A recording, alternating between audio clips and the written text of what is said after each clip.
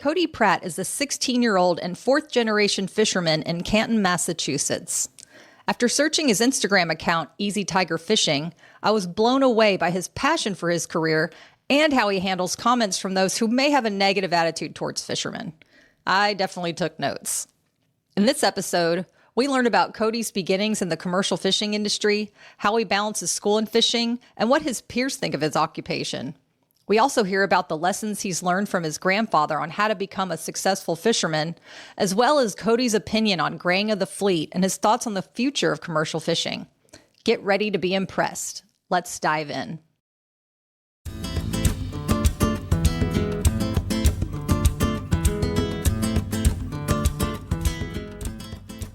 I'm Megan Waldrop, host of the Partners of Commercial Fishermen podcast, an extension of an online community created for partners to connect worldwide, find helpful resources, and share stories to feel less alone in this incredibly unique and adventurous way of life. The POCF podcast invites fishermen, family, friends, supporters, or those curious to know more about the commercial fishing community to join conversations as we learn from each other, laugh, sometimes cry, and relate with those who are the faces behind each catch. What do you say? Let's dive in.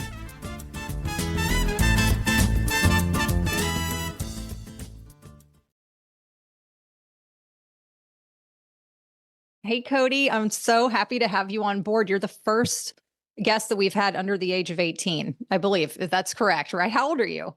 I'm 16 years old. Wow. And where are you from? I'm from Canton, Massachusetts. That's where I live during my school year, but in the summers, we usually go to Hummerock, which is on the South Shore. Oh, okay, nice. Okay, and so I know about you because your uncle on Instagram sent me your account and he said, you got to check out my nephew. And it was really nice to see not only your passion for fishing, but also the way that you maturely handle yourself with, I feel like sometimes comments can come in and people have certain ideas about fishing. And I really love how you handle it. So congrats on just being able to do that. Cause I know that's not so easy all the time, not for everybody anyway. So great job on that. But I'd love to, I want to know, so what kind of fishing do you do?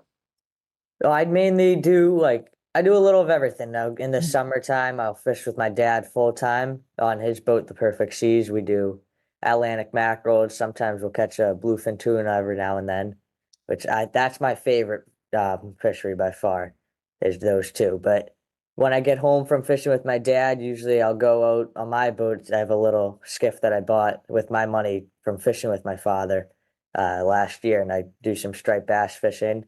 Not commercial, but this year I got my commercial permit, so I'm going to start doing some commercial striper fishing as well. Oh, wow. And when are the seasons for you? What are those seasons like? For the striper seasons, it's for recreational, at least. That's what I've been doing. I usually start from May and then I try to go all the way through October, which every year is different. And then the mackerel fishery, we start around the same time, really. We go from May, but we go a little longer. This year we ended in around Christmas time. Oh, wow. So definitely overcrosses your school whenever you have to be in school. Definitely, yes. Okay. And so when you say you fish with your dad, you have a permit or they have a permit that you work under and you're able to legally commercially fish, correct? Yeah, that's correct. Okay. Is there an age limit on the permits? How does that work? Or is it just whoever's able to work on the boat? Well, it depends on the fishery, I guess you could say. I also got my student lobster license, and that is age dependent. I'm not positive what age it is, but I remember it is. And then you have to provide proof that you are a full-time student and that these conditions are applicable to you. But with a lot of the other fisheries, it's just open access, so really anyone can do it. But there is a lot of times other permits that you need to provide proof for and stuff like that. Got it. And how long have you been fishing with your dad? Ever since I was a little kid. I think my first time that I went, I had to have been second grade, I think. But my favorite memory was I was only 5, and it was my first bluefin tuna with him. It was 117 inches and 975 pounds, and I haven't beat it to this day yet, but I'm hoping to eventually. Wow, that's amazing. And so You were in second grade. Was it something that you were like begging your dad to do, or is it something that you knew you were always going to do? What is fishing like for you? What was that concept? Back Like, then, it was more of like a few times a summer type thing with him because I was little. I was very little, I guess you could say, and I wasn't really ready enough to go on the boat consistently. But every now and then he'd ask me, Code, do you want to go fishing with me tomorrow? And I'd always be pumped to go. I loved it. Um, but back then I'd say it was just more of a thing I'd do every now and then. It wasn't anything special to me. I was more involved with sports, mainly hockey. But definitely as time's gone into where I am today, I'd have to say that it's become more of my lifestyle now, and I love it and I look forward to it every day. that's amazing. So you fish every single day now? Not every day, but because of school, I try to fish every time I get the chance. But in the summer, I'll be fishing every day. Got it. Okay, that's so fascinating. And so, is your dad a generational fisherman as well, or was he the first one to start this career? He's a generational fisherman as well. So just like me, he fished with my grandfather, Bampy, which is his dad, for is around the same age I am now. Before that, and he did that for his whole life. And he passed on the genes to me, and that's where I'm starting out now. They've both, my grandfather, he passed away in November, but Mhm. they both have taught me so much about the Mhm. fishing and what it means, not just to be a fisherman, but a businessman, I guess you could say. Yeah. What are some takeaways from that? And first of all, I'm so sorry for your loss of your grandfather. Grandfathers are hard to lose. So Yes, definitely. it's Thank you. beautiful that you're able to carry on the legacy this way. And so I'd love to know if you're able to share like what kind of those takeaways that you have from them about fishing or fishing business. So I just see is out of everything they've taught me, I think the most is the person that's going to work the hardest will be the most successful because they're putting more time in than the other ones, and ultimately they're going to learn more. But besides the hard work, I think it's about how you carry yourself. You could be having the best season of your life or the worst season of your life, but it's about how you act. And if you act positive in both situations, it'll show who you really are. And other people appreciate that you can be a good person despite the bad times and good times. Well, that's so beautiful. And it definitely reads that way through your Instagram, which if y'all are interested, it's at Easy Tiger Fishing, which I love that name. Where did you get that name from?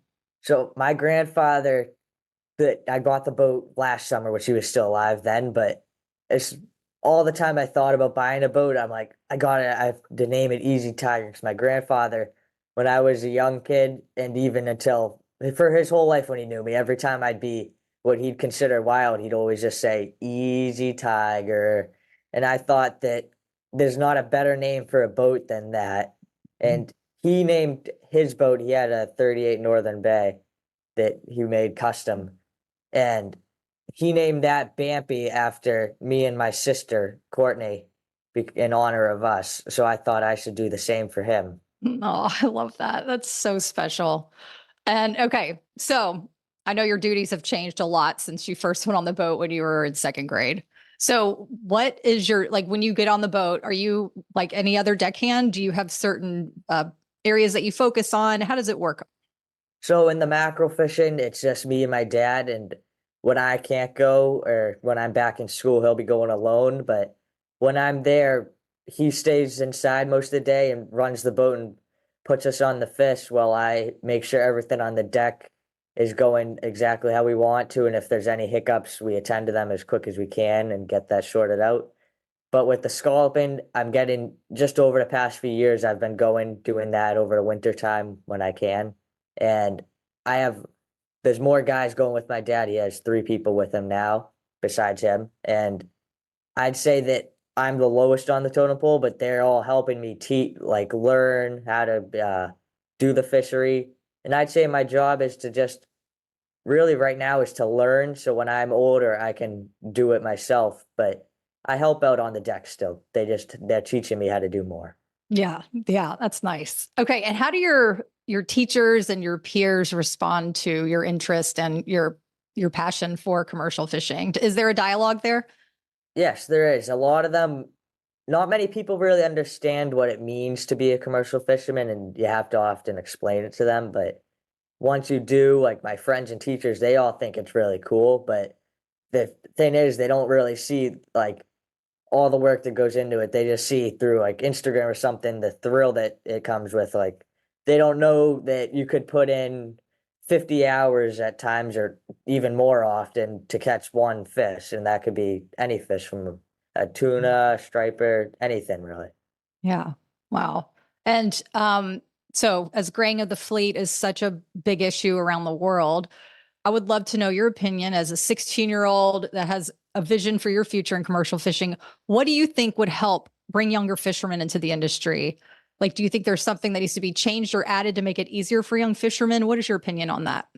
So I think I actually really like the way they do it. The open access permits that we have in Massachusetts, I think those are very helpful to getting people started into the bigger fisheries that are limited access, because those for a kid my age and a lot of people even older than me, those can be really hard to obtain because they're so expensive.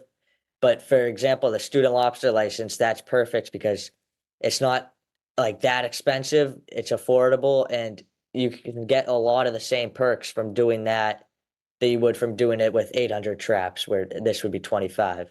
I think that those little fisheries that anyone could get involved in are really beneficial to the future because they're teaching points for the people. That's a good point. That's a good point. So, okay, can you walk us through a day of fishing from when you first wake up to when you go to bed? Yeah, so we get up, it could be anywhere from 12 in the morning or to 5 in the morning, depending on the fishing. But for my dad's boat, it's usually, I'd have to say 1:30 to 2 o'clock in the morning is the most common time. And my day starts with just a simply remembering to pack our lunches. If we forget those, then that's a bad start to the day. But it's once we do that, I say bye to my mom every morning and talk to her for a few minutes. And then we go out the door. My dad, I just got my license this year, so he's always been driving to the boat. He'll drive there. We'll go down, make sure we have everything we need. Some days we need to bring more stuff for the boat. Other days we don't need to bring anything but the food. We'll go to the skiff dock. We'll get in the skiff. Either day can switch. Sometimes I'll bring it to the dock and help him put the stuff in it, or he'll get it and bring it to me. But it's the same pattern either way. And then we'll go out to the mooring. We'll tie up the skiff to the mooring ball, hop on the boat, bring all the food and stuff we have with us inside, start the engine, and then once my dad gives me the okay, I'll go up to the front of the boat and drop off the mooring, and then the same thing on the back. And he'll usually take the boat out of the harbor. Most days, sometimes I'll do it and we'll switch because he's been trying to teach me, of course. But he'll do that while I go out back and start preparing the deck for the day. This can usually takes anywhere from 10 to 15 minutes, so it's not much time, but it's arguably the most important because in our fish holds, if we have fish left from the day before, those we don't want those going to people on their table, obviously.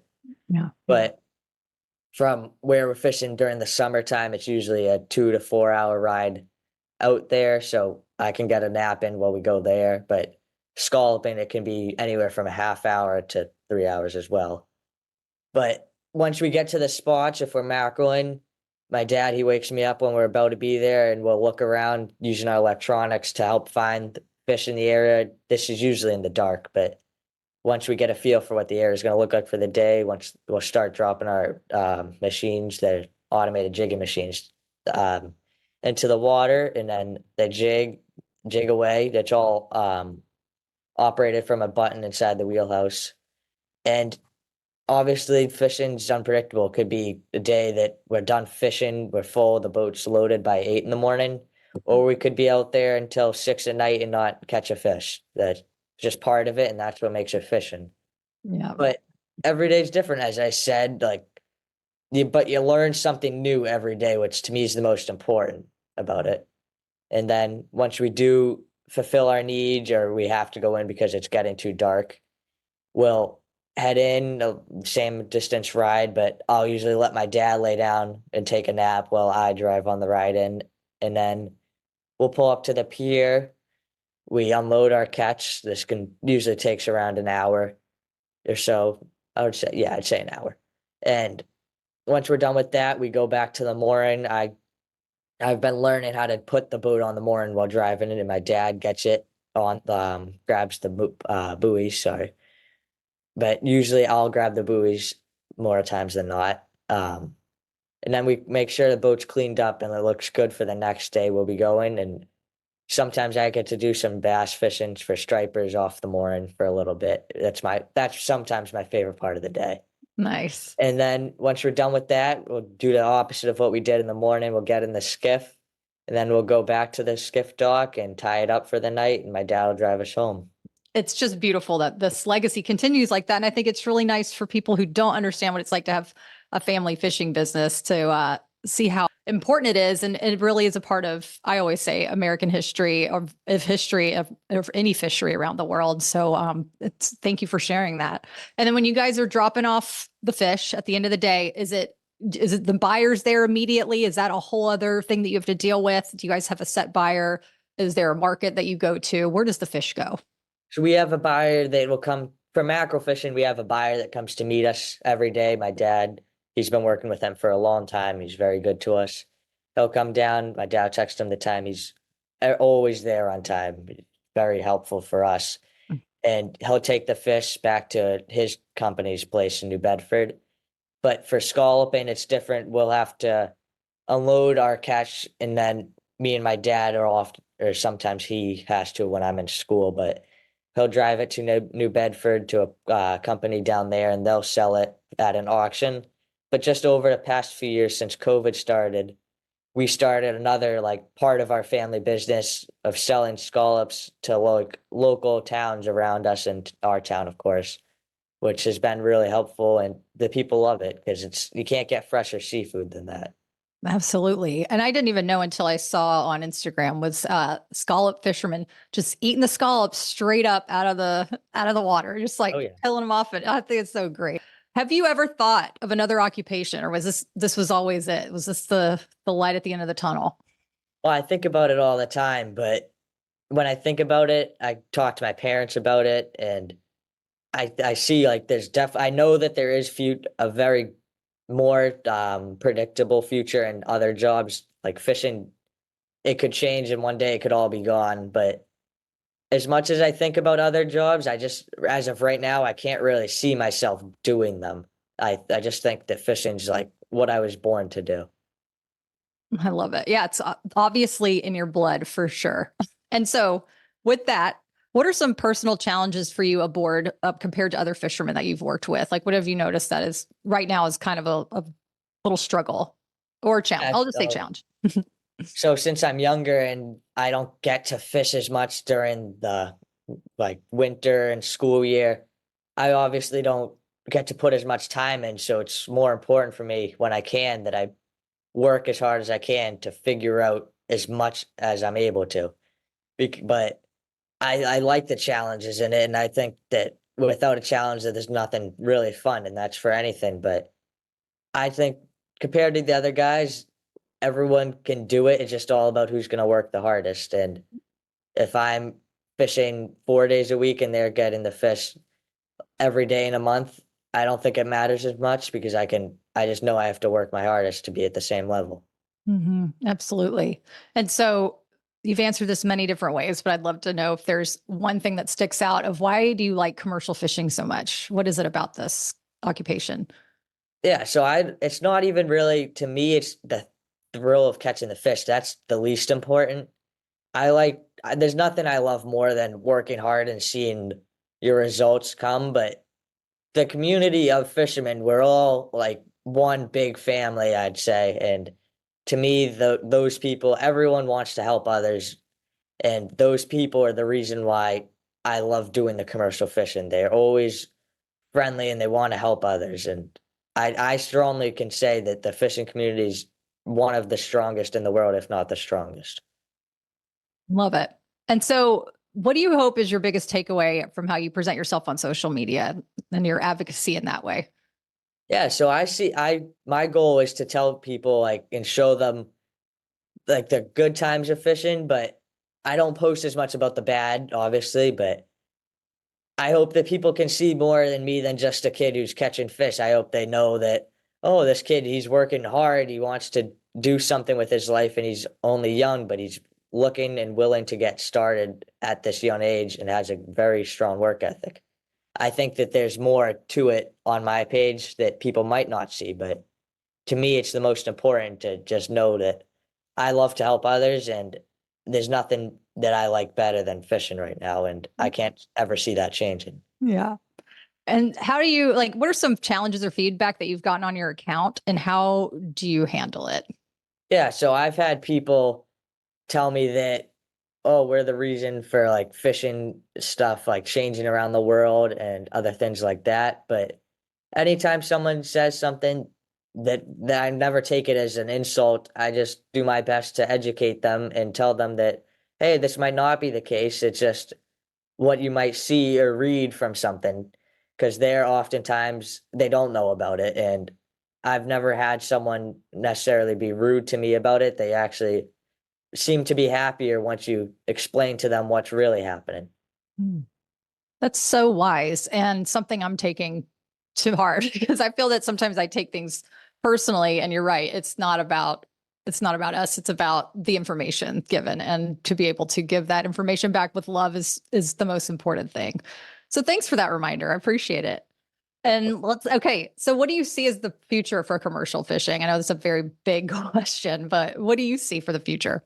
I see a bright future because of all this stuff. Like every day, there's something new invented, and those new things I think are benefiting not just fishing but everything in the world. The technology helps us provide research about the fish, and the laws that are like provided really a lot of them really support the fisheries, and overall everything sustainability is the only way that we'll have fisheries by the time I'm my dad's age. Mhm. And I think Absolutely. that if we continue as fishermen and people getting into it to follow the rules and do what we can to protect the fish, we'll always have fisheries around us. Mhm. I love that. And is there anything that you would like to add? Like other, but you hope that people gain from this conversation? I think just even in general, it doesn't take much to get started. All you need the fishing license for my age are $1 to $10, but you can learn a lot about life from fishing. It's a good escape from reality. And for me, I just like to see more kids my age getting into fishing, and I think it can really help someone when they need it. I love that. And how can people connect with you? Is Instagram the best way? Yeah, Instagram I'd say is the best way, and then my email is Cody62107@gmail.com. Great. And that's at Easy Tiger on Instagram. Easy, yeah, Easy Tiger Fishing. Yep. Oh, yes. Easy Tiger Fishing. Thank you. Easy Yes. Tiger Fishing. Awesome. Well, thank you so much for your time, Cody. I really appreciate you letting me pick your brain and just being so honest and your open heart is really it's like a salve to my heart because I feel that it's really easy for us to get caught up in a lot of the negativity that it surrounds commercial fishing and not necessarily the people within it. And to hear a 16-year-old be as passionate as you are and have such wisdom and have so much love for the people to help them, to teach them more and to show this, your love of this passion of this career is really important. And I thank you for your service on that end. So thank you for your time. Of course, Megan. Thanks so much for having me. It was really a pleasure to talk to you about it. Thank you. It's an important industry, and the more that people can provide about it and do research, it's only going to help us. Amen. Couldn't say it better than myself. Thank you so much, Cody. Thank you. Have a good day. Thank you so much for being here. Your downloads, your reviews mean more than you know because that's how we know that you are enjoying the podcast. And if you'd like to further support the community, you can tap the subscribe button, share with family and friends, post on socials, or write a review. But you know what? As long as you're getting value, that is all that matters. But if you go that extra step, we truly, truly appreciate it. So thank you, thank you, thank you. And if you're a partner of a commercial fisherman looking for more resources on how to navigate this unique lifestyle, from long distance dating to communication to finances to motherhood advice to mental health, safety, you know, all the things. We're building more resources on succession planning and retirement. It's going to be amazing. There's even an option to join the private forum as well if you jump onto POCFpride.com to learn more. We are there for you. We got all of the community and all of the resources you need, and they are continuing to grow as we learn what you need the most. We can't wait to connect with you, and thank you so much again for being here. I'm sharing a review from a forum member because this is really driving home how incredibly valuable and resourceful it is to have that kind of intimate community inside the private forum. So here we go. She says, "Thank you so much for your advice. It actually made me cry. Thank you so much for your support. I don't have that here in the middle of Missouri where this lifestyle isn't a thing. It really means a lot." And that message really meant a lot to me because that just shows how connected we are throughout the world, throughout the country, whether we're near a harbor or not. And also things arise all the time and you just don't know where to turn. You don't know who to ask because many of your friends and family probably maybe don't even know how to relate, or they maybe can relate in a different way and it's not exactly the support that you're looking for. That is what you can find. Or no, not that. You can find the opposite in our forum. Our forum is just so full of love, so full of women who know what it's like, who have been there and can offer support to help you whenever you need it. I am there to offer one-on-one support as well. And it's just really incredible to get to know y'all and to also understand what kind of resources that you need that I can research and find for you and cultivate for our incredible community. So if you want to join in on this beautiful group that we have, you can go to meganwaldrop.com/private-forum to learn more. That's meganwaldrop.com/private-forum. Hope to see you in there.